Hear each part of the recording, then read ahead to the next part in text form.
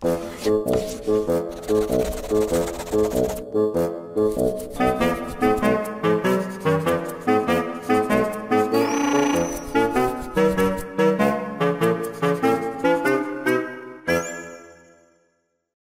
class, we're going to be focusing on methods for analyzing proteins. Right? So before we go into the secondary structures and tertiary structures of proteins, I actually want to spend 1.5 lecture about how to analyze proteins. Right? So because this is biochemistry class, and remember I said that in biochemistry, one of the most important things that we study is enzymes and proteins. Okay? So we're going to look at some of these things.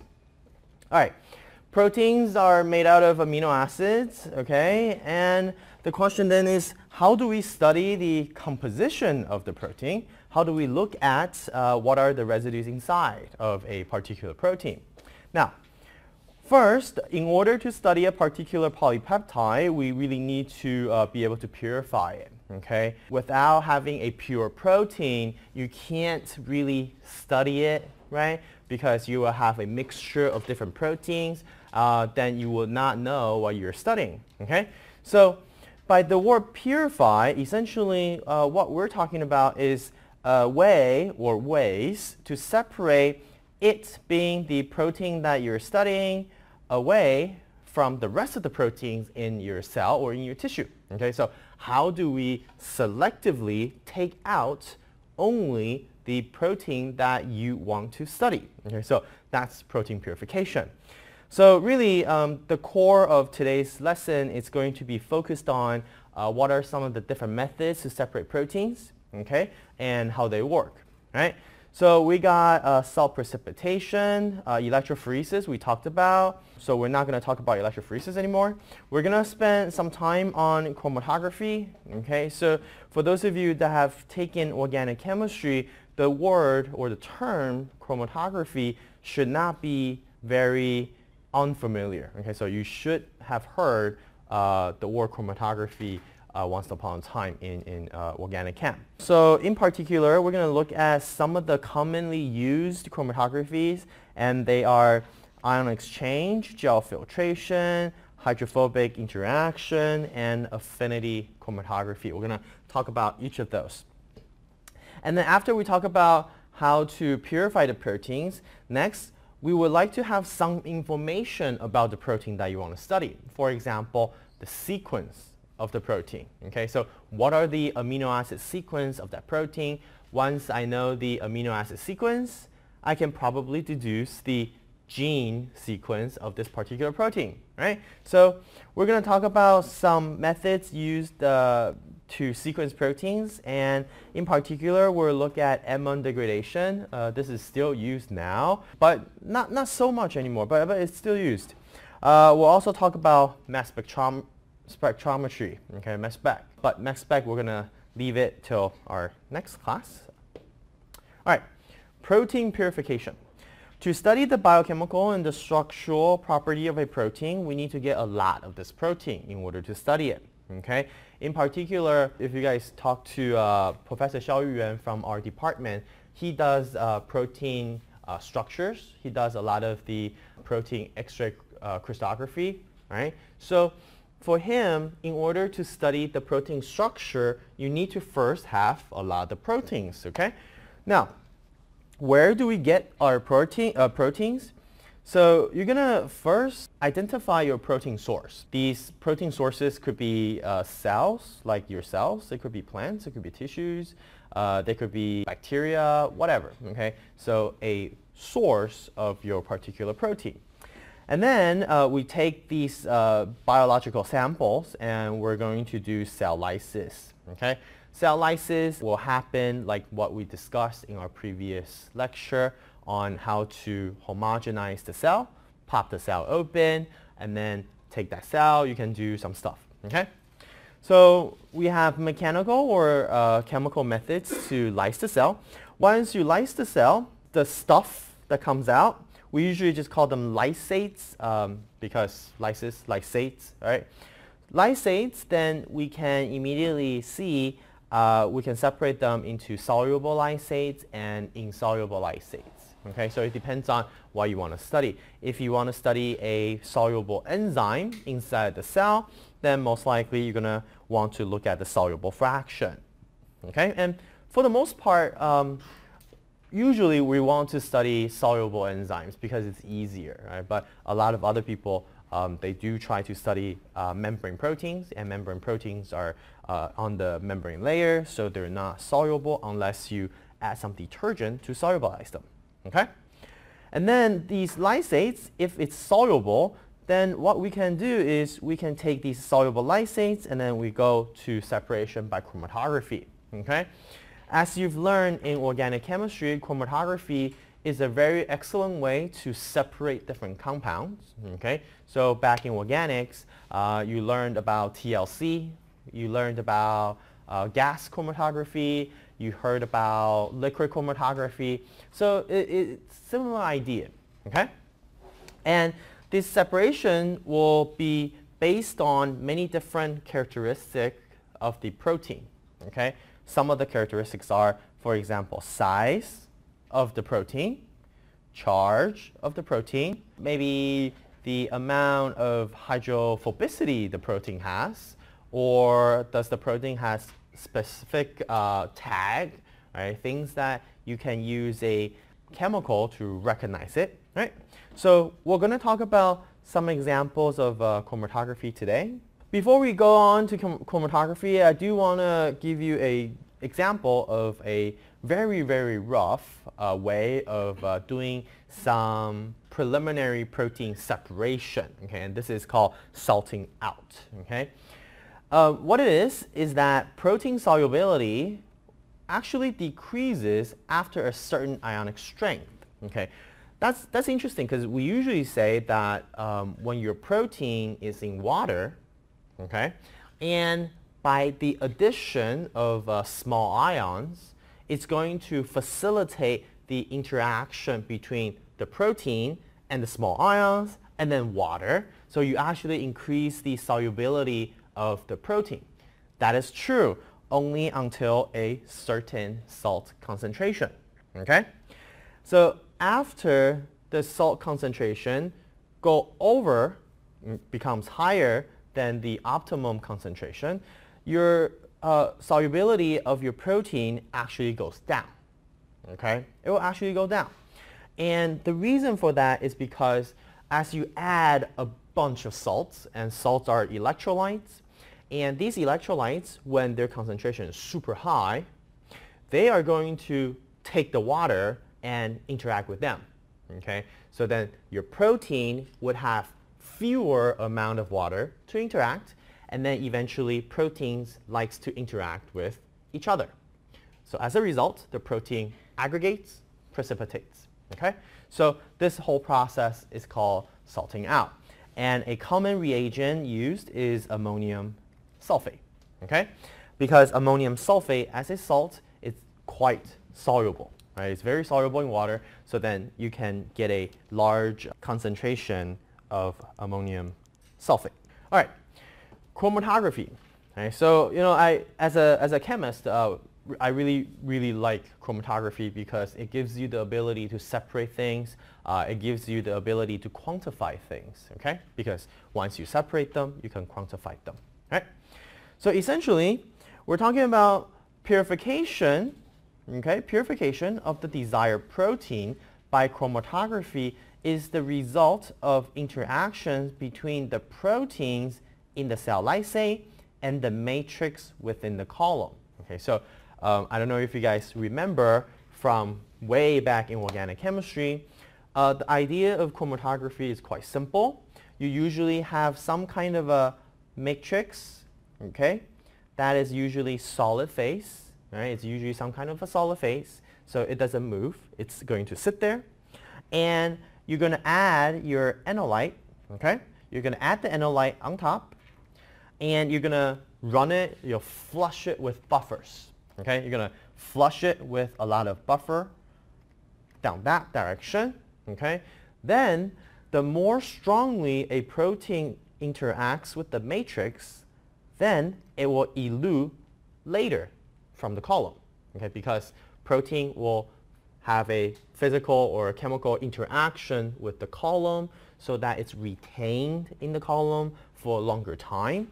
So the molecules or proteins that do not interact with the column will come out very fast. Okay? And by doing that, you can essentially take, for example, a lot of the cell lysate, throw it into your column, put buffer down, and then gradually you're going to elute maybe 1 fraction, 2 fraction, 3 fraction, and then you'll be able to separate your proteins based on the interaction that your column has with proteins. Okay? Subsequently, after you elute the protein out, okay, proteins are then generally detected by UV absorbance at 280 nanometers. We talked about why we want to use 280 nanometers to look at proteins' presence, okay, as they elute from the column. So you're going to have some kind of a light 280 nanometer, and then you have a detector right here. So as your protein are eluting, okay, it's eluting, and your light is going to shine through it. Once you have a detector, then what you have is, as a function of time, you have absorbance, and you'll get big spike, another spike, another spike, another spike. So each of these individual spikes essentially represent protein coming out. Okay, so this is a common lab apparatus for those that study proteins. Okay, so if later on you guys join a lab that is studying proteins, you might have to do protein purification, protein separation. So you're going to be expected to operate these things. It's actually quite easy. It's not very complicated. Okay. Now, the most commonly used chromatography techniques in biochemistry are the following. Okay, you have size exclusion chromatography, or sometimes it's also called gel filtration. These two terms are referring to the same thing. Okay, I'm sorry it has 2 names, but deal with it. Okay, I had to deal with it. Size exclusion or gel filtration. Essentially, they're pretty much the same thing. The separation of size exclusion chromatography is based on size, essentially size of the protein. Okay, therefore the name size exclusion chromatography. So it's easier to remember that way. Another very commonly used technique is called the ion exchange chromatography. And in this particular method, the separation is based on the charge of the protein at a specific pH of the buffer. Okay? We know that proteins can be charged as long as it's not at its pI. So if the protein is charged, then it can interact with other charges, right? If the protein is a positive charge, then it wants to interact, okay, with a negative charge, right? So you can use it that way. Lastly, we have hydrophobic interaction chromatography, and this is based on hydrophobic interaction between the column and hydrophobic parts of the protein, because different proteins have different structures. Therefore, they have different level of hydrophobicity, and as a result, if the column is hydrophobic and we let the solution become very hydrophilic, then any hydrophobic characteristic that your protein has, it's going to adhere to the column and then elute later. Okay? So we'll talk a little bit about that. Now, in the modern molecular biology labs, like my lab, for example, we don't do those. What we actually do is we can use genetic engineering, and we can put a tag on my protein, and then we can use affinity chromatography to purify whatever protein that I want to study. Okay, so we'll talk about that when we get there. All right. Very quickly, size exclusion chromatography. This is going to sound very strange to you, but right off the bat, I'm going to tell you that smaller proteins move more slowly. Okay? That sounds weird, okay, to you at this moment, because when we talked about SDS page, small proteins usually run faster. Okay? But in size exclusion chromatography, the smaller proteins run slower. Okay, now, the reason for that is because in this column, okay, we pack beads. Okay, it's actually beads. These beads could be whatever. It could be a sugar polymer like dextrin polymer or agarose or polyacrylamide. And then you're just like, whoa, wait a minute. So you're just like, whoa, agarose, polyacrylamide, isn't that like what we talked about before regarding DNA separation, regarding protein separation? And then especially when we talked about SDS page, we said that smaller protein will run faster. Okay, but how come in this case the smaller protein run more slowly? And it has to do with the fact that you're using these molecule or these material, okay, these material, and then you put them sort of as a bead, okay, as a spherical bead like that, and then these beads are obviously very small, and then you pack a column. Okay, so by column I mean, you know, this thing. You pack a column with all these small beads. Okay, so now only the small molecule can actually go into the beads. The large molecule essentially will just elute between beads. Okay, so what you have here is, let's say I'm going to pack my column with a bunch of beads, right? A small molecule, a small protein, let's say very small, it can go around the beads or it can go into the beads. Makes sense? Because beads are porous, so there's a lot of pores on the beads. Okay, so your small protein can go either along the outside of the proteins like that, or it can go into the beads. Okay, so it can go along the beads or into the beads. Right? Large molecules. Okay, large molecules. Large molecules, because the pores are very small, so it cannot go into the pores. As a result, it can only travel between the beads. Okay, which is why it comes out faster. Make sense? Because it does not have to go into the beads, because the beads are like a maze inside, so you're going to move around and around and around and around. Okay? Small molecules is going to get trapped inside the beads. Okay? Whereas large molecules, since it cannot go into the beads, so it will directly flow outside and then come out.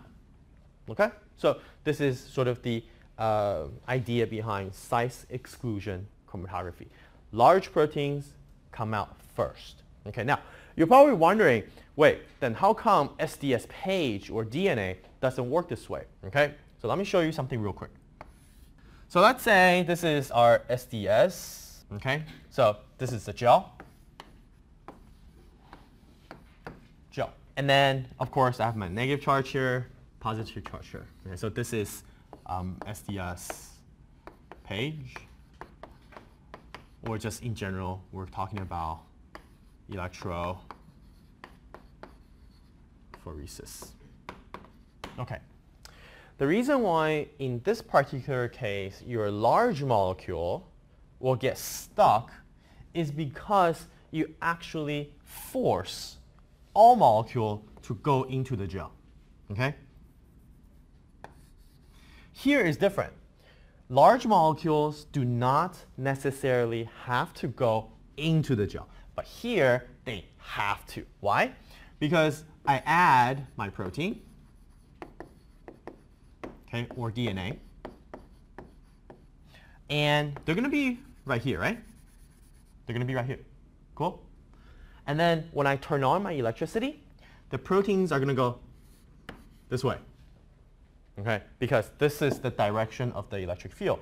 Proteins will not go up and then that way. It doesn't work that way, so it directly is forced into the gel. So if the protein is forced into the gel, then it's going to get stuck. Okay? But in the chromatography case, it doesn't even have to go into the gel that much.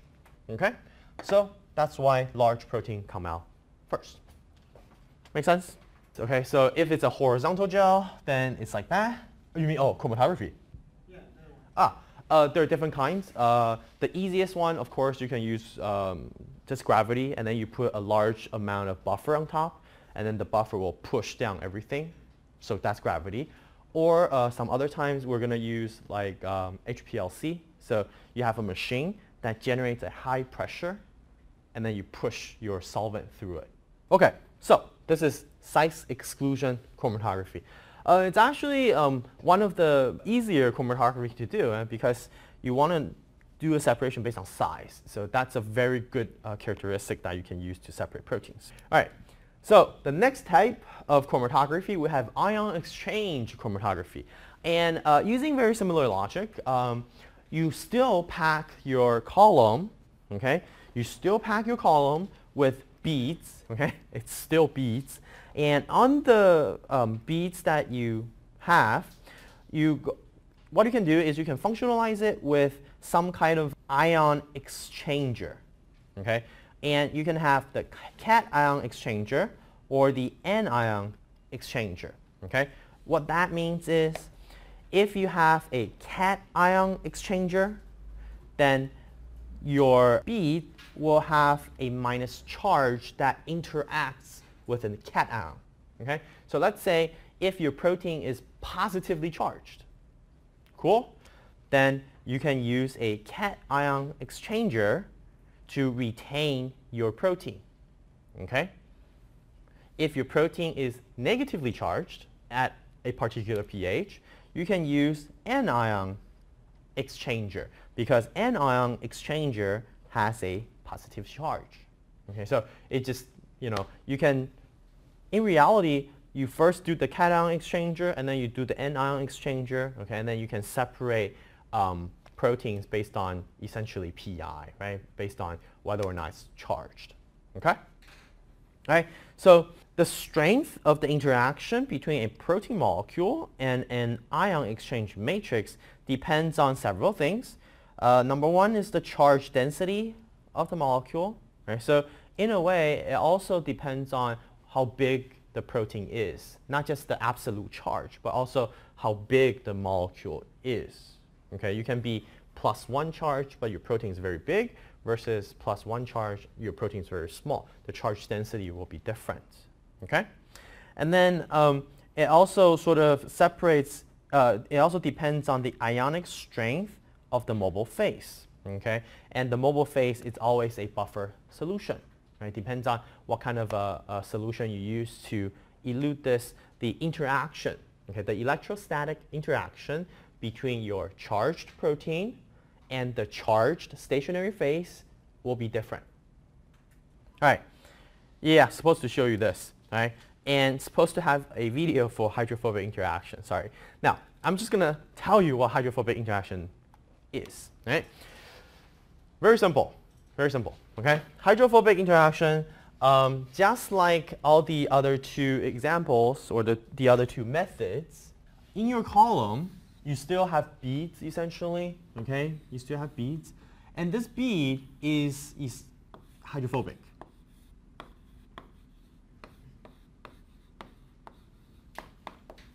Okay, it's hydrophobic. Then what you do is you apply high salt buffer.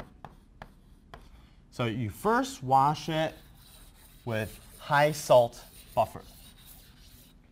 Okay, and you'll see very soon why. Once you equilibrated the column with a high salt buffer, and then you add your protein's solubility will actually decrease a little bit. Okay, it will decrease just like the salting out process. Okay, so you want to reduce.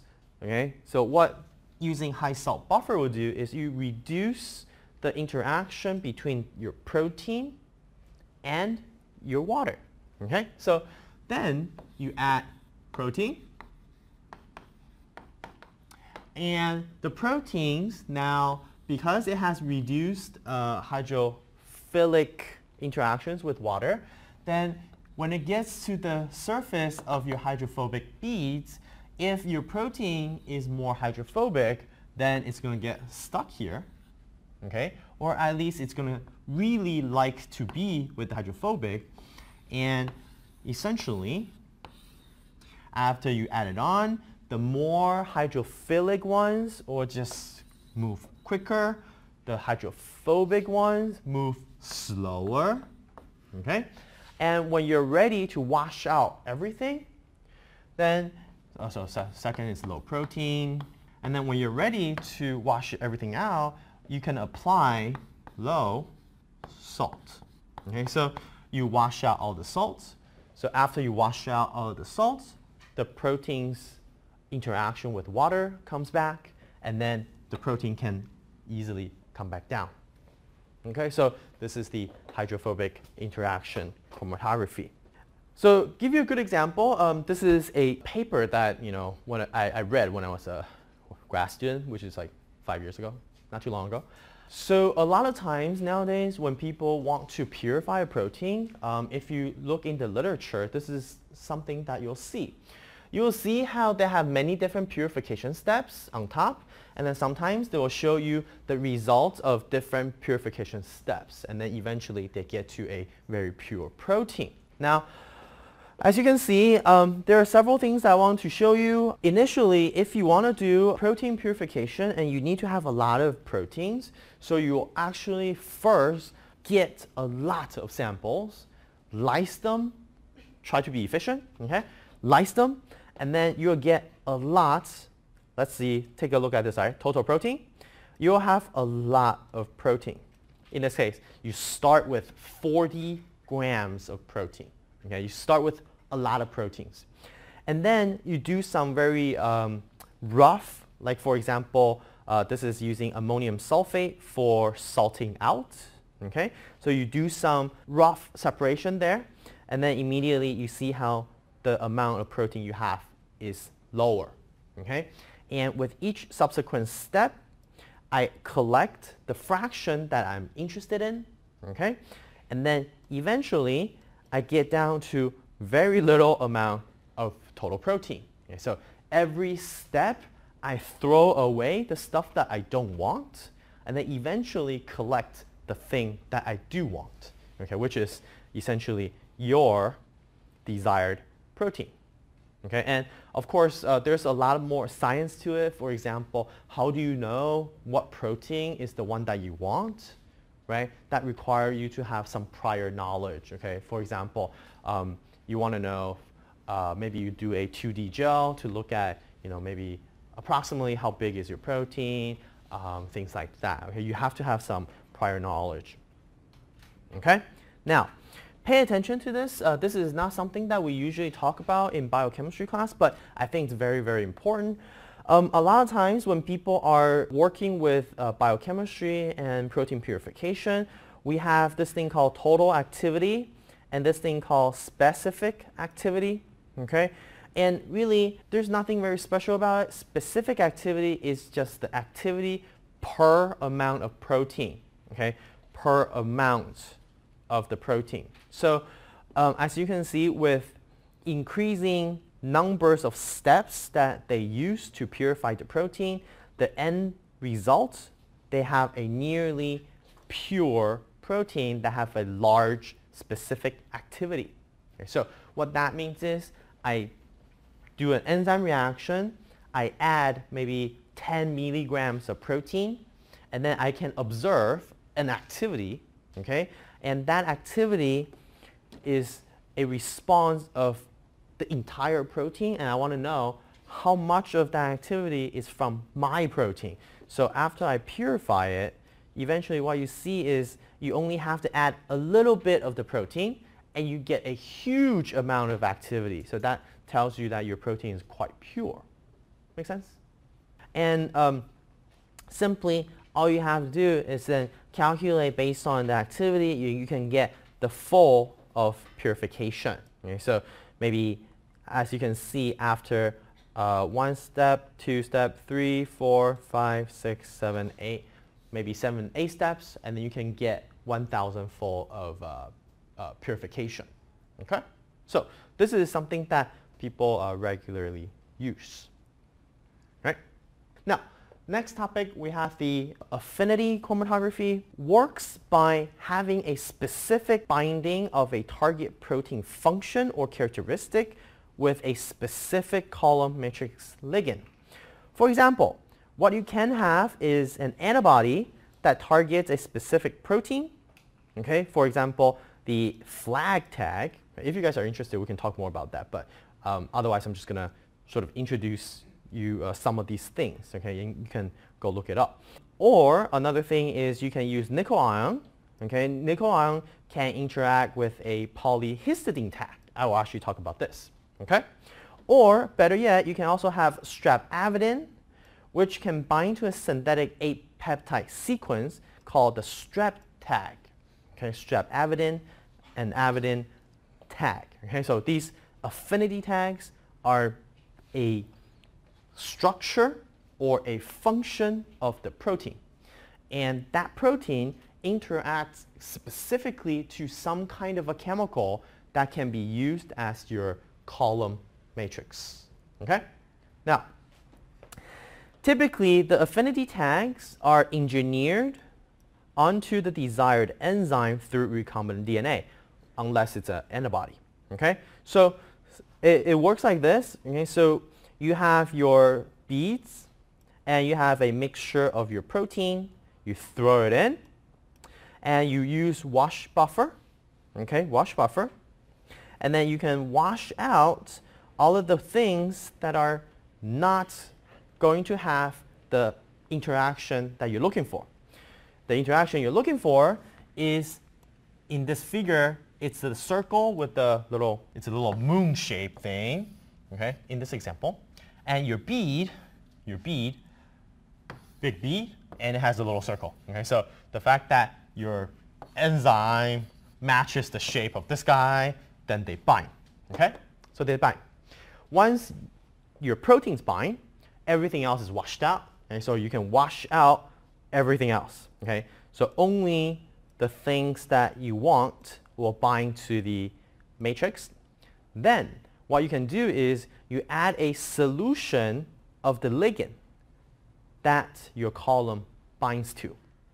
Then through competitive interaction, the ligand solution that you give to the column will substitute or replace your protein on the bead. Okay, so essentially, after you add the solution ligand, okay, this ligand in solution, you add it in, then your protein will be washed out because you add a lot of these ligands. And through competitive binding, your protein comes out. Okay, so this is the fundamental principle for affinity chromatography. Cool? We're good. Used a lot. Okay, so here is time. Okay, x-axis is essentially time or volume of mobile phase added to the column. And then y-axis is protein absorbance, so protein concentration. So at the very beginning, you add your protein, okay, and then you add the normal buffer, okay, so not the buffer that contains the ligand. You add just normal wash buffer, and you add, and you see a lot of proteins come out. So these are the vast majority of proteins that don't bind to the affinity matrix. So everything else, the other proteins, so every other protein. Then they're washed out. So when they're washed out, then your protein concentration, so it drops back down to 0, so nothing comes out anymore. Then you're ready to wash out your protein. Okay, so here you add the elution buffer, which contains your particular ligand. You add it in. The ligand solution interacts with the column. Your protein comes out. Okay, so then your protein comes out. All right? So affinity tags, a lot of times with modern biotechnology, we usually add it as a gene sequence. Okay, so we can modify the gene that you think will make your protein. We add a tag, okay, a amino acid sequence onto this particular gene, and then as a result, you get additional amino acid. Okay, in this case, this is a plasmid that I use in my lab. I want to purify this gene or the protein that is coded by this gene called ATOB. Okay, it's an E. coli gene. I want to study it. So what I can do is the normal ATOB starts from here, right? The gene sequence. What I can do is I can add to it a polyhistidine tag. And by polyhistidine tag, meaning it has 6 to 8 histidine in front or behind the particular protein that you're working with. You can put it on the N terminus or put it on the C terminus. Okay? There's no preference in which terminus you use. Sometimes it interferes with the protein function, so maybe sometimes you have to try both. Okay? But you can use recombinant technology. You can throw some gene sequences onto your gene such that when your gene is translated into a protein, it would have this particular affinity tag. Okay? And then you can use E. coli to do the protein production. Now, his tag, the reason why I'm talking about his tag, because his tag is probably the easiest one to use. It's super easy. There are a lot of companies that are selling kits for this particular purpose. Okay? So, you have a protein that you want to study. On the N or C terminus, you have a polyhistidine sequence. Okay? And like I said, usually it's 6 to 8. Some people would like to put 10. I don't think that's necessary. I usually put 6. Okay? 6 histidine. And then as your column, your histidine purification column, right? The column material is usually made out of agarose beads. Okay? So it still has to be beads. It has to be solid. And on the agarose bead, you actually have this thing called the nickel NTA. Nickel nitroyl triacetic acid. So it looks like that. Okay? It looks like this thing. Right? It has a nickel ion inside. And this nickel ion can interact with your histidine, right? Because your histidine imidazole, this is imidazole, by the way, imidazole can interact with the nickel ion, then therefore attract it, preventing the protein from being washed out. Okay, so your protein gets trapped by the nickel column, and then every other protein is washed out. Okay, and then what you can do is you would add imidazole. Okay, you just add this thing. You just add imidazole. It's a chemical that you can buy. You add imidazole solution, and then your protein gets washed out. Okay. Now, more generally speaking, this type of his tag purification can also be referred to as an immobilized metal ion affinity chromatography, because you have a metal ion as in nickel, and then it's immobilized. Okay, it's on the bead. Okay, so this is actually a very nice method that we use. Okay, so this is probably one of the last things that I can share with you today. This is a result that I had when I was a grad student. It's actually pretty easy. I cloned an E. coli. I put in the E. coli a plasmid that contains my recombinant gene. And on this recombinant gene, I put a his tag. Okay? And then, essentially, I'm trying to purify 1, 2, 3, 4, 5, 6 different enzymes. Okay? T here, it stands for the total cell extract. Okay, so both soluble, insoluble. S here, it stands for soluble total extract. So it's like after I lyse the cell, spin down the cell debris, everything that's soluble is right here. Okay? And then I have my purified protein using a commercial kit. Okay, it's very easy to use. The purification process takes less than 10 minutes. Okay? It's very easy to use. Then what you can see is that in your soluble fraction, it's quite clean.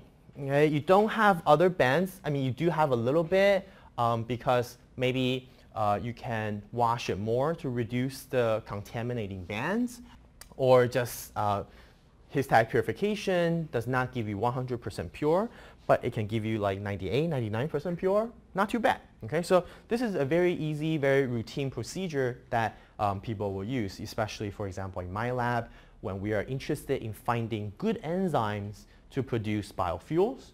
Then I can use this process to purify a particular enzyme, I look for a particular activity, then this is a good way to do it. Okay? So yeah, this is a very standard practice that you can do in the lab.